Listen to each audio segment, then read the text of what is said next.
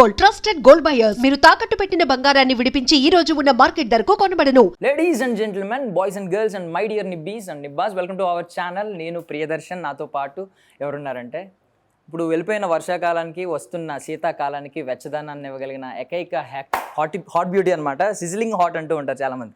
కొంతమంది అది కమెంట్స్ అని ఫీల్ అవుతూ ఉంటారు, బట్ ఈవిడ మాత్రం కాంప్లిమెంట్స్ గానే తీసుకుంటూ ఉంటారు. నాతో పాటు అశు రెడ్డి ఉన్నారు, మాట్లాడేద్దాం. హలో, చాలా బాగుంది intro. Thank you so much. ఇంట్రోతోనే నన్ను పడేశారు. అబ్బా, సో బేసికల్లీ ట్రూ కాబట్టి thank you. So first of all ఇదే క్వశ్చన్ అడుగుతున్నాను. బేసికల్లీ మీరు హాట్ అంటే అది కాంప్లిమెంట్ గానే తీసుకుంటారా, ఏమన్నా కమెంట్స్ కింద తీసుకుంటూ ఉంటారా? బికాజ్ ఎక్కువ మంది కాంప్లిమెంట్ కి చాలా డిఫరెన్స్ ఉందండి. అంటే అమ్మాయికి ఆబ్వియస్లీ ఒక ఆడపిల్లకి కాంప్లిమెంట్స్ ఎంత ఇస్తే అంత ఇష్టము. సో అది కాంప్లిమెంట్ వేలో ఇస్తే ఇంకా ఇష్టం. అది ఓకే. సో త్రిముఖ ఇప్పుడు ప్రెసెంట్ త్రిముఖ ఒక టైటిల్ అయితే చాలా క్యాచీగా ఉంది. అంటే మల్టీ ఫేస్డ్, 3 ఫేస్డ్ కాబట్టి మీకు ఎన్ని ఫేసెస్ ఉన్నాయి రియాలిటీలో దేవుడిచ్చినట్టు ఇది ఒకటే ఫేస్ అండి. ఇదే సరిగ్గా మెయింటైన్ చేసుకోలేకపోతున్నాం. మళ్ళీ మల్టీ ఫేసెస్ అయితే ఏం లేదు. అంటే వార్నింగ్ ఇస్తూ ఉంటారు కదా యూజువల్లీ, ఒక సైడ్ చూడు, రెండో వైపు చూడకు అని చెప్పి బాలయ్య గారు ఇచ్చినట్టు. అవును, బట్ ఐ విష్ అలా ఏమైనా నాకు కూడా ఇంకొక ఫేస్ ఉంటే బాగుండు. అంటే కోపం వచ్చినప్పుడు ఒక ఫేస్, అలా లేదు, ఏదొచ్చినా ఒకటే ఫేస్. ఓకే. సో మూవీలో ఏమన్నా ఉందా అలాగా మల్టీ ఫేసెస్ ఏమన్నా?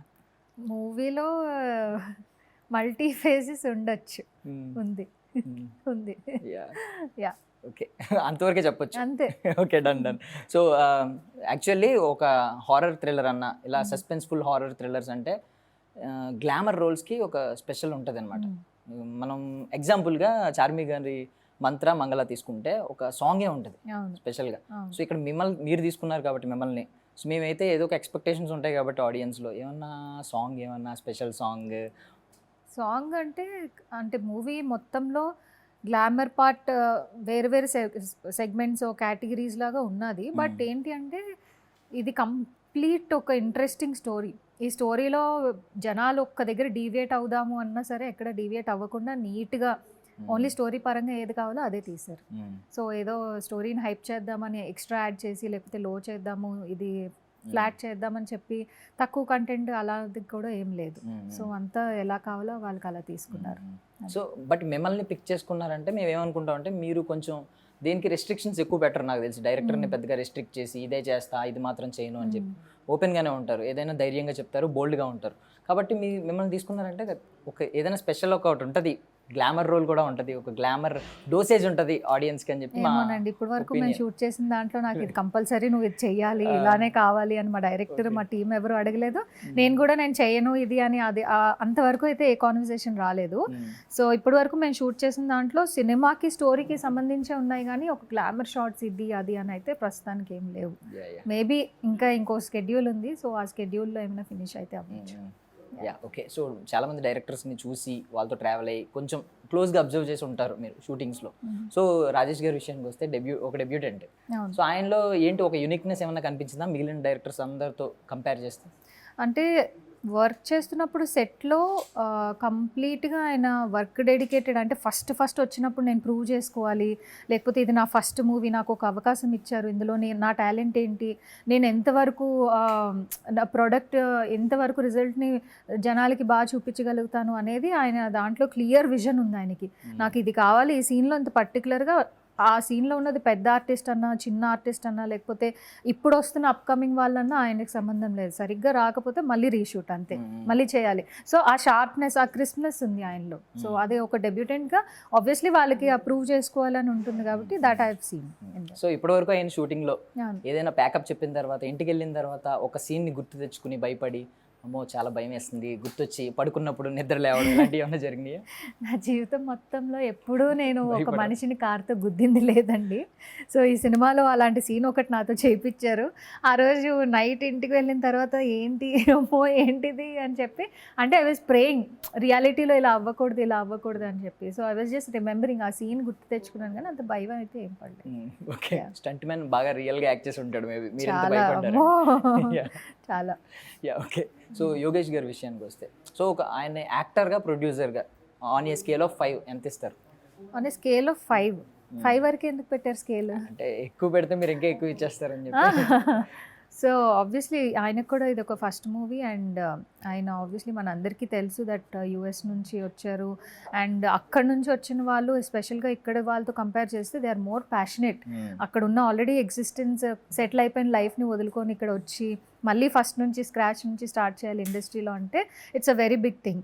సో ఆయనలో ఏంటంటే సీరియస్నెస్, నేను ఒకటి ప్రూవ్ చేసుకోవాలి, నాకు ఒక అవకాశం దొరికింది, ఒక డైరెక్టర్, ఒక టీమ్, ఒక ప్రొడక్షన్ అండ్ నాకు ఒక స్లాట్ దొరికింది, ఈ సినిమా ఈ టైంలో ఫినిష్ చేయాలి అనే స్లాట్ దొరికింది. So he's very serious about what he wants. ఈ స్క్రిప్ట్ వైజ్ కానీ లేకపోతే in choosing the characters also he's very serious. And ఎక్కడ ఐ ఫీల్ ఏంటంటే ఒక 90sలో ఒక ప్రొడక్షన్ టీమ్ ఎంత స్ట్రిక్ట్గా పనిచేసే వాళ్ళు, లైక్ ఎక్కడ ఒక బ్రేకేజ్, ఒక డ్యామేజ్ లేకుండా, అంటే ఏ విషయంలోనే కాంప్రమైజ్ లేదనమాట. Like anything, let it be artist payments అవనివ్వండి, లేకపోతే లంచ్ టైం అవనివ్వండి, ఏదన్నా సరే ఆన్ టైమ్. సో యుఎస్ వాళ్ళు, నాకు అదే స్కెడ్యూల్ అక్కడ గుర్తొచ్చింది. సో వీళ్ళు ఏంటంటే 1 to 2 లంచ్ బ్రేక్. సో ఖచ్చితంగా 12:55కి ఏదైతే సీన్ చేస్తున్నారో అది ప్యాకప్ అయిపోవాలి ఆ టైంకి. So 1 o'clock lunch break. అలా టైమింగ్స్ కానీ anything, everything is so perfect with him. So అక్కడ నుంచి వచ్చేటప్పుడే ప్రొడ్యూసర్గా ఇన్బిల్ట్ అయిపోయి వచ్చేసారు అంటారు ఇప్పుడు. అన్ని మైండ్లో పెట్టుకొని చాలా క్లారిటీగా ఉన్నారు ఆయన. ఓకే. సో యాక్టర్గా కూడా అదే అంటున్నాను, మిక్స్డ్ చెప్తున్నాను కదా. ప్రొడ్యూసర్గా ఎలా అయితే ఆయన కంప్లీట్లీ ఇన్వాల్వ్ అయిపోయి ఈ సెగ్మెంట్ ఇది, వీళ్ళకి ఇంత బడ్జెట్ అని చెప్పి ఇలా సెగ్రిగేట్ చేసుకున్నారు, యాక్టర్లా కూడా అంతే. He wants to prove himself. So which he is very good at doing that. Yeah okay.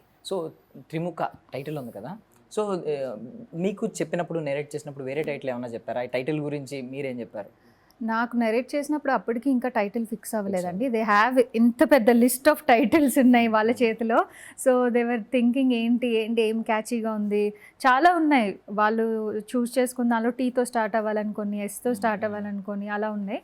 But త్రిముఖ అనేది అందరికీ మ్యూచువల్గా చాలామంది, మెజారిటీ ఆఫ్ ద సెట్లో ఉన్న వాళ్ళందరికీ నచ్చింది. టీంలో వాళ్ళకి కూడా త్రిముఖనే నచ్చింది. సో ఓకే, దీని వెనకాల ఒక స్ట్రాంగ్ ఇంట్రెస్టింగ్ బ్యాక్గ్రౌండ్, ఒక స్టోరీ ఉంది అని నమ్మేలా ఉంది ఆ టైటిల్. సో అందుకని అదే పెట్టారు. సో ఇప్పటివరకు జరిగిన షూటింగ్ అంతట్లో పార్ట్ అంతట్లో మీకు అంటే రేపు పొద్దున్న త్రిముఖ అని ఒక 10 years తర్వాత ఆ వర్డ్ వినగానే గుర్తొచ్చే మూమెంట్ ఏంటి? ఎయిదర్ పాజిటివ్ ఆర్ నెగిటివ్ ఏదైనా? ఖచ్చితంగా నేను నమ్ముతున్నాను దట్ నెగిటివ్ అయితే ఉండదు ఈ స్టోరీలో కానీ, because I know the story and I know how much hard work they are putting in to this.